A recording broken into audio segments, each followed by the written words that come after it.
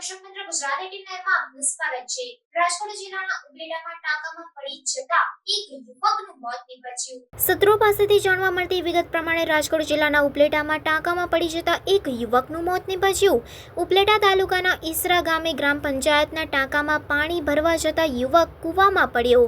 ઉપલેટા ગામના ખીમાણંદભાઈ રામદેવભાઈ કરંગિયા નામના 53 વર્ષીય યુવકનું અકસ્માતે પડી જતા મોત નીપજ્યું। ઉપલેટાના યુવક ખીમાભાઈ ઈસરા ગામે દૂધની ડેરી ચલાવતા હોય। બુધવાર હોવાથી વીજ કાપને લઈને નળમાં પાણી ન આવતા દૂધના કેન ધોવા માટે ગ્રામ પંચાયતના ટાંકામાંથી પાણી ભરવા જતા ટાંકાની પાળી તૂટી હતી।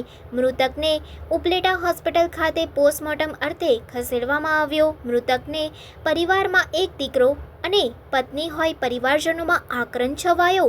સત્ય હકીકત પોલીસ તપાસ બાદ બહાર આવશે। બનાવ અંગે ઉપલેટા પોલીસે વધુ તપાસ હાથ ધરી।